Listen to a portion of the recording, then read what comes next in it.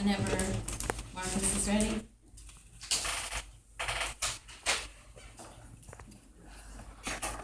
Hello everyone, so I'd like you all to take a minute to consider Joe, resident of Rancho Cucamonga, who after high school, Joe decides to join the military.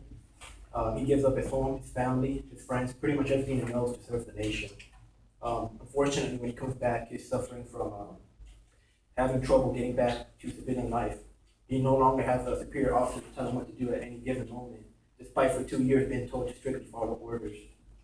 Not only this, but he suffers from depression from all the things he was put through during his tour of duty. And in a series of bad choices, Joe finds himself living in the streets and in an alleyway out in Milligan. In a study named Prevalence and Risk of Homelessness among U.S. Veterans, published by the Centers for Disease Control and Prevention website in January 2012, authored by Jamison Fargo, a psychology professor at Utah State University, it was demonstrated that military veterans are at increased risk of homelessness compared to the general population.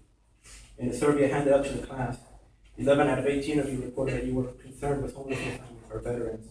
5 of you reported that you were either neutral or that you were not sufficiently informed of the subject, and only 1 of you reported that you were not concerned at all. I believe that there should not be a single homeless veteran, because after all, these are people that fought for the country. They fought for the benefit of everyone in this room, and they are out there getting on the streets with no one to help them. So some of the things I'll be going right over are current homelessness among our veterans, ways they can be helped, and some of the differences that your help can make to them. And I'll start off by talking about current homelessness among veterans. So just the fact that there are homeless veterans, that is a huge problem in my opinion. These are people who were fought and were sent to places where you people decided where to send them.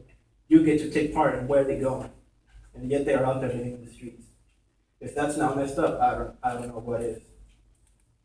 And there's actually a large number of homeless veterans. The San Bernardino County Homeless Partnership, which is a coalition of social organizations and local governments, all in San Bernardino County, reported that on March 2015, there are 2,140 homeless, with 12% of them being veterans. And this is a lower number in San Bernardino County. In Los Angeles County, it has actually reached a state of emergency because of homelessness. In San Bernardino County, the Los Angeles Homeless Service Authority, which is part of the Los Angeles County government, reported that this year there are 41,174 homeless, with 4,016 of them, or 9%, being veterans. And not only this, but being homeless is you are very vulnerable to physical illness. And not only this, but our veterans, also many of them suffer from physical disabilities. The San Bernardino County Homeless Partnership reported that this year, 50% of the veterans in San Bernardino County suffer from a chronic health illness. This can be something like cancer, diabetes, heart disease. And also 51% of the homeless in San Bernardino County have a physical disability. And you all know what those are. And not only this, but just not having a home, you have a shelter, you are more exposed to the elements, heat, cold, rain. You are more vulnerable to illness like pneumonia, the flu, hypothermia, heat stroke. And also, many of our veterans suffer from mental illness and instability. In a study conducted in November 2013 by Dr. Stephen Mitral, a researcher for the Department of Veteran Affairs on their website, reported that 44% of all homeless vets suffer from behavioral health disorder. This can be something like PTSD, depression, anxiety, bipolar disorder, and even substance-related disorders, which means they are addicted to drugs. And not only that, but homelessness itself can be counted as a psychological trauma. It can cause learned helplessness, which is the belief that nothing you do will improve your situation, which means they've given up on trying to improve their own situation because of everything that's been put through. Also, social disaffiliation, which is mistrust in other people, but not only that, other people don't trust you. Because I'm pretty sure we've all done it at one point. We walk by a homeless person, we don't want to be associated with them.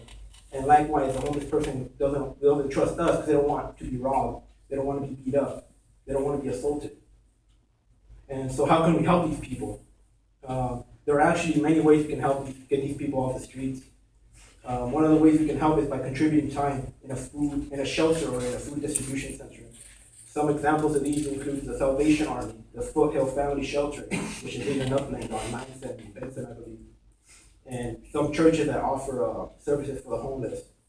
And if you can't find anything closer than that, there's actually a website named suntopia.org, which gives which give you where shelters are and not food distribution centers, and even that, other aid stations for any other kind of social organization. And even without being actually present, you can actually still even help the homeless. You can donate.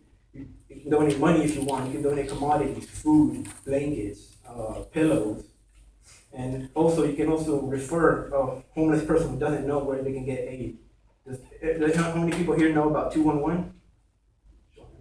Well, 211 is a county hotline here in San Bernardino and in LA County, where they tell you where you can get food, where you can get shelter. And here in San Bernardino, I know it's always, you always get an operator no matter what time. And so in LA County, I'm not sure.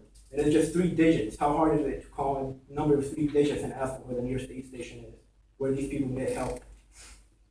So what difference does your help make? I mean, ideally, these people should be living in a home, but we all know things don't happen that fast. They only happen one step at a time. So your donations, they can actually mean the difference between having a homeless man sleeping in the streets and sleeping in a bed. And that makes a big difference to a person's state of mind. And not only this, but referring them to a aid station. Like I said, it makes a big difference. And likewise, it also helps their mental state of health. Instead of pretending they're not there, like this guy, pretending this guy is, I mean, look at this. Isn't that just wrong? And instead of turning into this, it can be this, helping these people out, getting them the help they need. And not only that, but it also helps out their mental state, knowing that someone's out there that cares for you, that there's someone like willing to help you out. It really helps out your self-confidence, your respect and trust in other people. And in conclusion, I went over some of the ways that these people are current homelessness. How many people are there? How many of them need help? And some of the ways you can help them: giving money, giving time, even referring a homeless person, and the difference your help will make to them. And because of their service to our nation, I don't think none of these people should be homeless, but yet there they are, they're on the streets.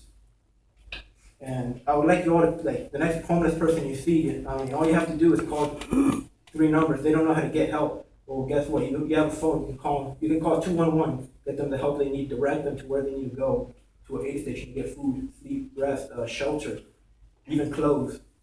And because of these things or their service, I don't think any of these people should be homeless like little Joe.